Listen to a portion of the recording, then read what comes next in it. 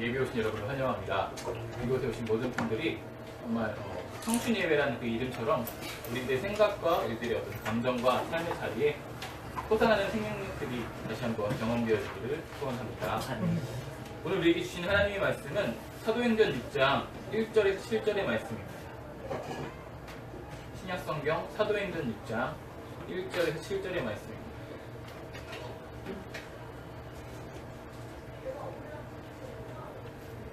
함께 교독하도록 하겠습니다. 제가 먼저 읽도록 하겠습니다. 그때의 제자가 더 많아졌는데 헬라파 유대인들이 자기의 과부들이 매일의 구제에 빠짐으로 히브리파 사람들을 원망하니 12사도가 모든 제자를 불러 이르되 우리가 하나님의 말씀을 제쳐놓고 젖대를 쌓는 것이 마땅하지 아니하니 형제들아 너희 가운데서 성령과 지혜가 충만하여 칭찬받는 사람 7을 택하라. 우리가 이 일을 그들에게 맡기고 우리는 오로지 기도하는 일과 말씀 전하기에 힘쓰리라.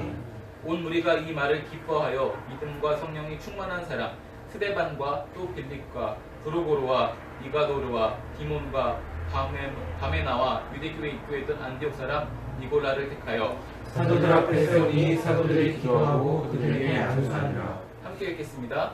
하나님의 말씀이 점점 왕성하여 예루살렘에 있는 제자의 수가 더 심히 많아지고 또 다른 제자에게 모이고 이도에 종종하니라.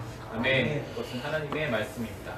저는 오늘 사도행전 6장 1절에서 7절의 말씀을 통해서 위기와 기회라는 제목으로 말씀을 나누겠습니다. 제가 지난주에 이제 한 기사를, 인터넷 기사를 읽었습니다. 우리나라에서 일어난 일은 아니고요. 되게 소소한 이야기였는데 중국의 한 15세 소년 이야기인데 혹시 보신 분이 있으신가요? 이 15세 소년이 집으로 귀가하는 도중에 스쿠터를 타고 귀가하다가 옆으로 넘어졌는데 본의 아니게 옆에 있던 차 사이드 미러를 망가뜨린 거예요. 근데 이 차가 우리가 이름만 들어도 알만한 고가의 외제차라고 합니다. 그래서 이 사이드 미러 수리값만 해도 한 우리나라 돈으로 한 600만 원 정도가 청구되는데 이 소년의 삶이 되게 열악했어요. 그 가족이 열심히 일을 해도 뭐 한 달에 뭐 그렇게 많은 돈을 벌지 못해서 몇 달치 월급을 다 생활비를 털어야지만 그것들을 이제 변상할 수 있는 그런 정도의 이제 소득 격차가 있어서 그것들을 어떻게 해야 하나 막막해하고 있다는 그런 기사를 제가 본 적이 있습니다. 근데 이 기사를 보고 이 기사를 읽은 사람들이 과연 어떻게 반응할까 궁금했습니다. 그래서 댓글을 이렇게 쭉 내려보기 시작했는데요. 크게 한 3가지 반응으로 이 반응들이 나타나더라고요. 하나는 그래도 차주가 돈이 좀 있는 분이니까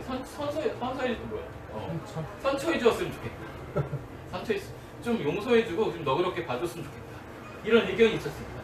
또 다른 의견은 차주가 자기 차량이 부서진 것도 지금 화가 나는데 화 안 낸 것만 해도 어디냐. 왜 수리비까지 본인이 감당해야 되느냐. 그러면 말도 안 된다.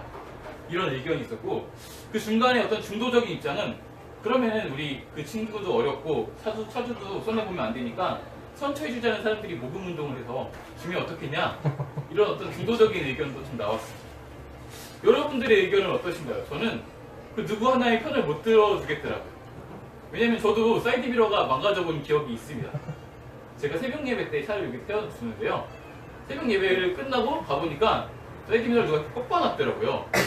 근데 이거 제가 보고 되게 화가 나서 처음에 어떻게 할까 하다가 그렇게 큰 동요는 없어서 일단 이렇게 다시 피고 출근을 하고 곰곰이 생각했습니다. 이거 어떻게 해야 되지? 저 말고도 몇 대의 차가 이렇게 꺾어져 있는 걸 봤기 때문에 경찰에 신고를 해야겠다라는 생각이 들어서 실제로 112에 번도 눌러봤어요. 근데 거기는 의정부가 날이라고 용산 가서 다시 신고하라고 해서 그 기간 동안에 마음이 많이 누그러져서 그냥 신고하려고 했던 것들이 좀 이제 그러지 않고 좀 봐줘야겠다, 용서해야겠다 이런 마음으로 좀 바뀌었는데요. 제가 이걸 경험하다 보니까 그 누구 하나의 편도 들 수 없는 저의 마음이 좀 복잡해졌습니다. 근데 이 댓글을 보니까 그 어떤 사람의 입장에 공감하느냐에 따라서 막 싸움도 있고 되게 공격적인 댓글도 있기도 하고 그런 모습들을 제가 보았습니다. 자신과 상관없는 일임에도 불구하고 감정이 이입되면 이렇게 싸움이 나더라고요. 의정부 JC커피 들어가는 입구 쪽에 보면은 한 화단이 하나 있는데요. 저는 이 화단에 큰 관심을 가지지 않았어요. 뭐가 심겨져 있는지, 몇 종의 꽃이 심겨져 있는지 제대로 본 적이 거의 없거든요. 근데 여기 계시는 정세기 전도사님은 그렇지 않아요.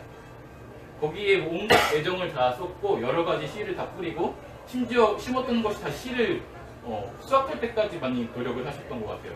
그렇게 되게 온갖 애정을 애지중지 이렇게 키워서 이게 수확한 씨앗을 카페에 보관하곤 했었는데요. 아무것도 모르는 제가 이제 카페에 가서 좁아 죽겠는데 이게 뭐냐고 치우라고 막 제가 이렇게 얘기를 한 거예요. 그래도 듣지 않아서 제가 몇 번 이렇게 강요를 했죠. 그렇지 않으면 제가 버려버리겠다. 그렇게 여러 번 강요를 한 끝에 어느새 보니까 이게 하나 둘씩 없어지고 제가 몰래 스리슬쩍 버린 것도 조금 있고 그렇게 해가지고 카페에 그런 씨앗들이 딱 사라졌어요. 그래서 제가 최근에 한 화분을 선물 받았는데요. 거기 보면은 내 자리입니다 라고 이렇게 되게 김이민 베개 써있는 화분을 선물 받았는데 물을 아무리 주어도 이게 되게 시들시들해요. 그거 보면서 되게 마음이 되게 안타까운 거예요. 그러면서 과거의 정세기 전사님의 그 마음이 느껴지기 시작했습니다. 내가 그때 그랬으면 안 됐는데 내가 그걸 치우라고 막 요구했을 때 어떤 마음이었을까. 내가 정말 애지중지했던 것들에 대해서 정말 가치없이 여기는 그런 모습들에 대해서 짐작이 잘 안 되더라고요. 그러면서 저의 최근에 좀 부끄러운 모습도 조금 생각이 났습니다. 제가 얼마 전에 이제 집에서 쉬고 있는데 또 옆에 계신 전두기 전사님 그때도 열심히 일을 하고 있었어요. 제가 쉬는 날은 일을 하셔야 되거든요. 전화를 하셨습니다. 다른 게 아니고 여기 가륵동에서 원두가 떨어졌으니 원두를 좀 빌려줄 수 있겠냐, 그렇게 요청을 받았다, 어떻게 하면 되겠냐 라고 저한테 물어보더라고요. 전화를 듣자마자 그러냐고 단호하게 이렇게 담담하게 얘기했습니다. 안 되지 라고 얘기했습니다. 왜냐면 저희도 이렇게 여분이 없었거든요. 그래서 중간에서 되게 곤란했을 것 같아요. 여러 가지 이게 요청도 받았고 또 저는 또 이렇게까지 담담하게 얘기할 줄 모르겠는데 너무 담담하게 안 된다고 얘기하니까 중간에서 고민하다가 여러 가지 대화를 하고 이제 조율을 해서 저의 다른 또 전화가 왔습니다. 다른 원두를 가져다 줄 테니까 이거 이렇게 하루 쓰면 어떻겠냐 이렇게 요청을 받았는데 그렇게 했으면 좋겠다라는 뉘앙스를 저한테 이렇게 얘기를 하셨는데 제가 이렇게 잘 듣고 그러냐, 그런데 그러면 안 될 것 같다 이렇게 또 얘기를 했어요. 맛을 바꿀 거면 이번에 원두를 아예 새로 바꿔버리든지 아니면 이렇게 자주 왔다 갔다 맛이 바뀌는 것도 좋지 않은 것 같다 이렇게 이야기를 하고 멈추었으면 참 좋겠는데 거기서 한 단계를 더 나간 거죠. 제가 실수를 했죠.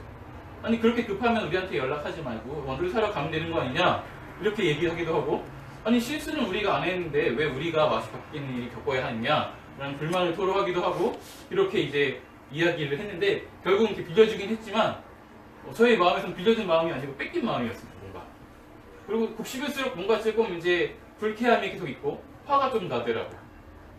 제가 그만큼 이제 의정부 JC커피에 애착이 생겼던 것이죠. 거기 제 것을 이제 함부로 하는 느낌이 드니까 그렇게 반응을 했던 것입니다.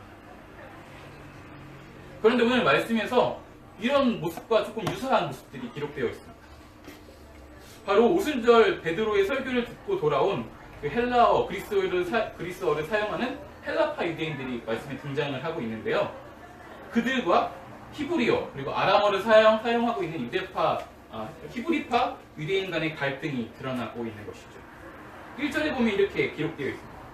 헬라파 유대인들이 자기의 과부들이 매일 구제에 빠짐으로 히브리파 사람을 원망하니, 자신들과 같은 언어, 그런 문화권, 같은 생활 배경을 갖고 있는 사람들이 그런 과부들이 구제의 대상에서 소외되는 일들이 반복적으로 일어난다고 느껴진 것이죠. 그러니까 이제 그들을 원망을 이제 토로하게 되는데요. 이 원망이라는 말을 원어적인 의미로 좀 풀어서 살펴보면 그냥 불평을 중얼중얼 늘어놓는 그런 모습들을 이제 묘사하고 있습니다. 저는 근데 이 모습을 보면서 곱씹으면서 이것이 어쩌면 초대교회의 두 번째로 찾아온 큰 위기가 아니었을까 생각이 들었습니다. 무슨 불평을 이렇게 중얼중얼 늘어놓는 게 그렇게 큰 위기라고 하시니까 라고 하면 너무 과하다라고 생각할 수도 있어요. 하지만 여기서 사용하고 있는 이 원망이라는 말을 우리가 곱씹어서 살펴보면 이스라엘 자손들이 광야에서 모세를 향해서 또 하나님을 향해서 했던 그 원망을 이야기할 때도 동일한 단어가 쓰였더라고요. 이스라엘 백성들이 모세를 향해 원망할 때 오래 참으시는 하나님께서는 오래 정말 참으시고 인내하셨지만 끝까지 참지만은 않으셨죠. 우리의 기억 속에 남아있는 몇 가지 사건들이 있습니다. 민수기 11장에 보면 여호와의 불을 내리시기도 하셨고 14장에서는 이스라엘 백성들의 그 자손들의 원망이 내 귀에 들린 대로 너희 가운데 행하겠다 이렇게도 말씀하시는 하나님의 모습을 우리가 볼 수 있습니다. 그리고 우리는 또한 보면서 깨달을 수 있습니다. 원망이 단지 공동체와 어떤 리더십 그런 상황을 향해서만 하는 것이 아니라 동시에 하나님을 향한 원망으로 하나님께서 들으시고 있구나 이렇게 우리는 또한 생각해 볼 수 있습니다. 그러므로 교회의 첫 번째 위기가 아나니아와 삽비라의 사건이었다면 두 번째 위기는 교회 안에 헬라파 유대인과 히브리파 유대인으로 기인한 이 원망의 사건으로 나타나는 것입니다.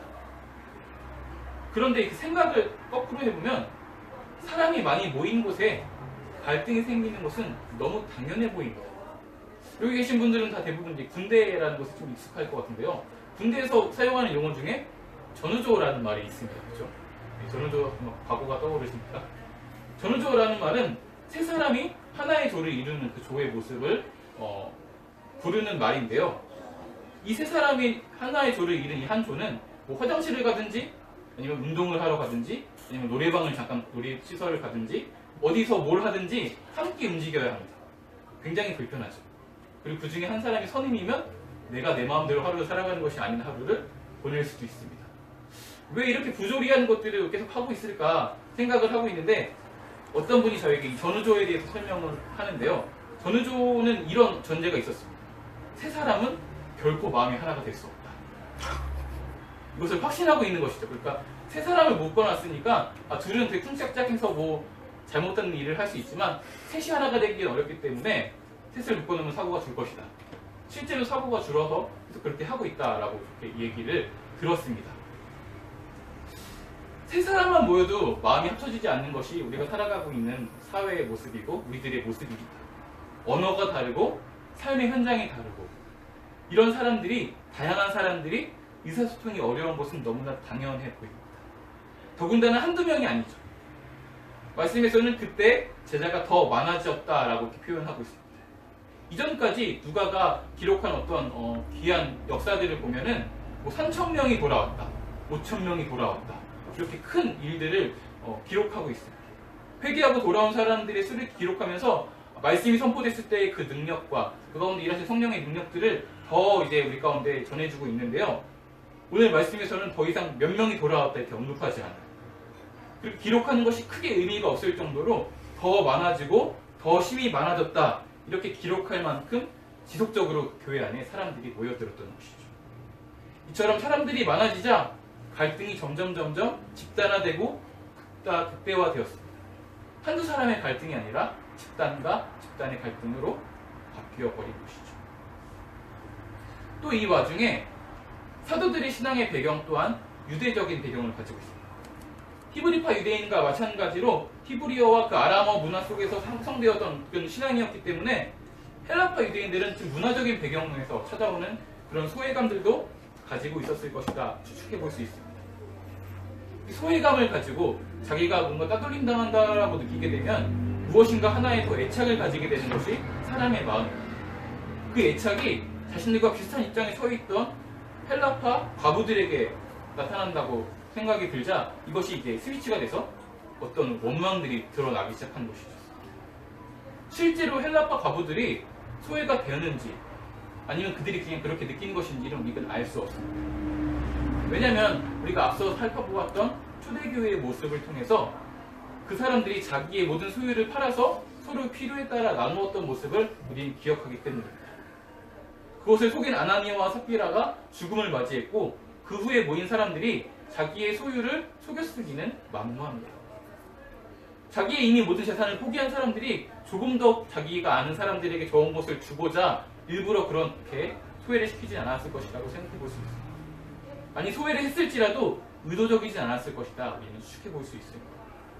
하지만 이미 소외된다고 느낀 이 사람들의 마음속에 이런 어떤 감정들은 더 이상 이런 어떤 상황들이 보이지 않게 되는 것이죠. 자신과 가까운 이 애착을 가지는 대상이 소외가 되는 모습을 보았을 때 자신과 동일시했을 것이고 감정이 이입돼서 원망이 점점 퍼져 나갔던 것이죠. 정리하면 위기가 찾아온 원인은 크게 세 가지로 요약을 할 수 있습니다. 하나는 언어 그리고 삶의 현장 다양한 차이로 의사소통이 원활하지 않았다라는 것이고 두 번째로는 이 헬라파 유대인들이 소외감을 가지게 되었다라는 것이며 마지막으로는 이 애착을 가진 과부들과 자신들의 모습을 동일시 여겼다라는 것입니다. 이러한 원망, 이 교회의 위기는 사도들의 귀까지 들려졌습니다. 이 이야기를 들은 사도들은 어떻게 해야 할까요? 리더십으로서 우리는 자기가 속한 조직에 여러 가지 크고 작은 갈등들을 보일 수 있습니다. 여러분들이 리더십으로서 오늘 이런 것과 이 말씀에 나오는 상황과 마찬가지로 조직의 갈등을 발견한다면 어떻게 조치하시겠습니까? 저는 좀 생각을 해봤는데요. 제 경우에는 되게 룰을 정했을 것 같습니다.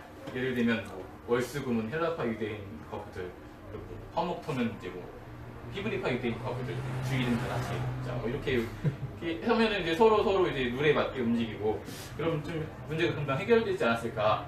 그리고 정말 잘 해결됐다 생각을 계속 해봤는데, 문제의 정말 근원적인 원인이 이게 아니라면 이것이 금방 사그라질지 몰라도 또 다른 문제에서 이렇게 원망이 드러나겠구나, 그렇게 생각이 들더라고요.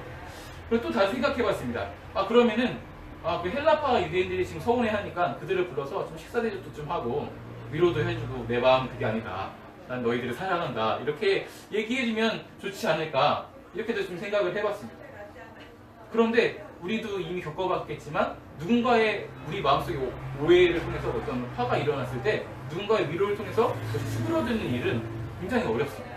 거꾸로 그런 모습의 그런 이야기들은 히브리파 유대인들에게도 분명히 전해졌을 것이고, 또 그들 안에 다른 불화들이 일어날 수 있기 때문입니다. 그렇게 하는 것이 옳지 않았을 것 같습니다. 사도들은 너무 다행히 저처럼 하지 않았죠. 사도들의 행동에 보면 먼저 예수님의 말씀을 기억했습니다. 그리고 그 말씀을 기준 삼아서 오늘 위기를 극복하는 모습을 우리가 보일 수 있습니다. 바로 예루살렘과 온 유대와 사마리아와 땅끝까지 증인으로 살아가야 하는 자신의 삶의 모습, 하나님의 말씀을 가르치고 사람을 세우는 그것이 자기가 할 일이라고 생각했던 것이죠.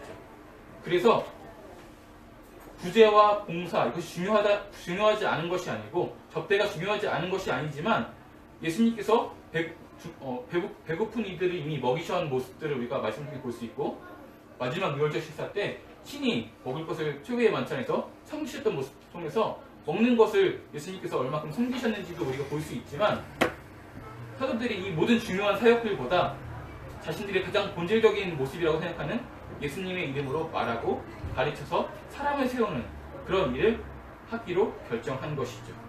그래서 기도하는 일과 말씀 사역에 힘쓰기로 결정하였습니다.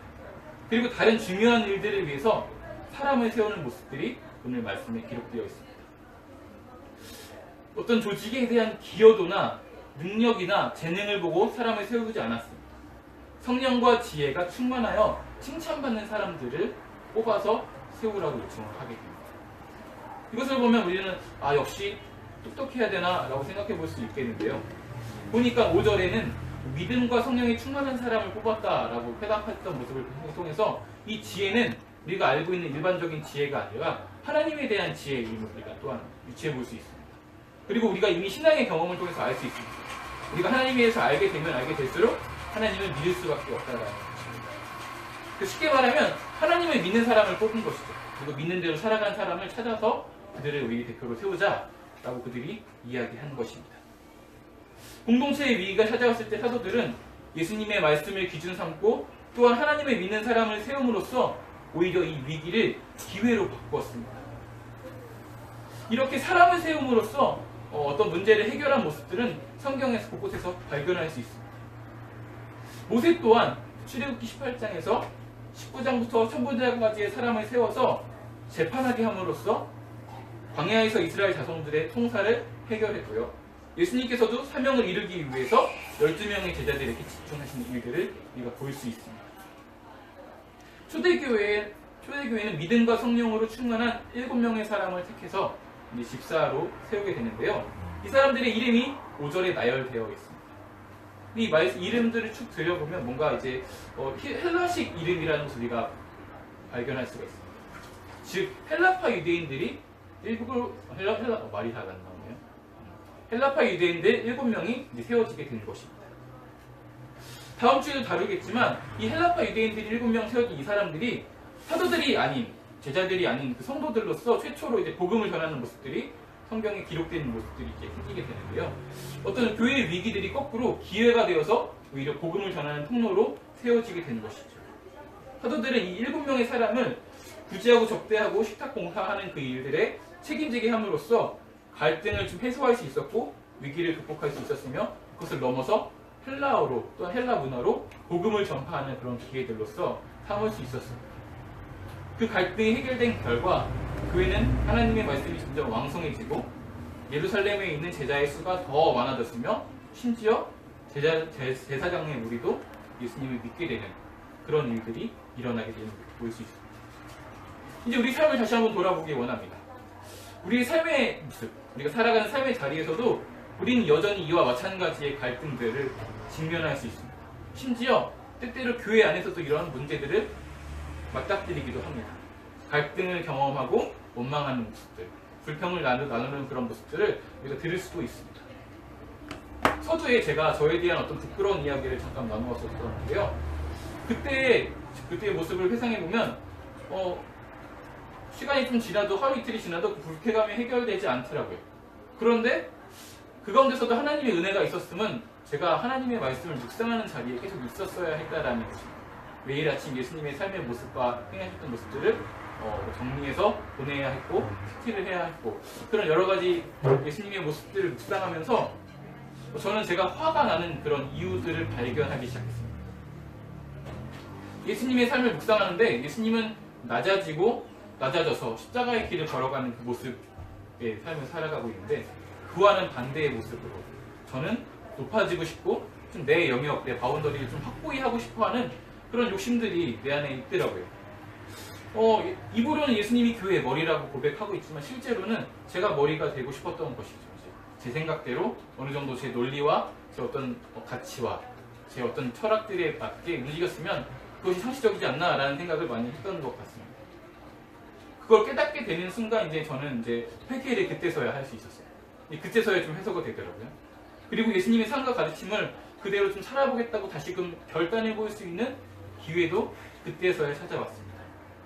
여러분들도 아마 저와 같은 일을 겪으셨을 수도 있고 아니면 저의 삶의 모습을 반면교사로 삼아서 혹시나 행여나 내 삶의 모습이 나도 알 수 없는 어떤 불만스러운 일들이 발생하여지고 어떤 상황과 환경이 탐탁치 않고 그 가운데 갈등이 느껴지기 시작한다면 우리는 더욱더 예수님의 삶의 모습으로 돌아가야 하는 것입니다.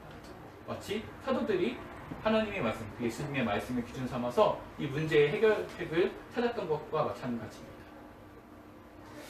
여러분도 여러 가지 삶의 모습, 그 삶의 자리에서 찾아오는 그 갈등들, 그 원망을 하게 하는 것도 당연한 상황이라고 모두가 납득할 만한 그런 모두가 이 사람 이 정도면 원망할 만해 라고 느낄 만한 그런 상황에 놓일 수도 있겠습니다. 그때 다시 한번 우리가 오늘 이 말씀을 기억해보는 그런 은혜들이 있기를 원합니다. 그 결단과 선택이 정말 우리가 다시 한번 예수님의 증인으로 살기 위해서 우리가 이런 결단과 선택을 한 것인지 아니면 내가 다른 어떤 것을 바라고 있기 때문에 이 결단과 선택을 내렸는지 우리들의 그 선택과 결단들을 다시 한번 돌아보았으면 좋겠고요. 그 전에 우리가 오늘 세워졌던 7명의 집사들의 모습처럼 성령과 지혜가 충만한 사람이 되기를 좀 기도했으면 좋겠습니다. 그때 우리가 하나님을 믿는 사람들처럼 살아갈 수 있게 되는 것 같습니다. 하나님의 형상답게 우리의 삶의 자리에서 하나님 나라를 살아갈 때 때때로는 내가 속한 공동체 가운데 여러 가지 갈등이 있을지라도 내가 그렇게 살아감으로 인해서 그 모든 갈등들이 해소되는 귀한 일들 또한 경험할 수 있을 것입니다. 그리고 우리는 그것에서 만족하는 것이 아니라 더 나아가서 사람을 세우는 사람이 되도록 기도하고 살아가야 할 줄 믿습니다.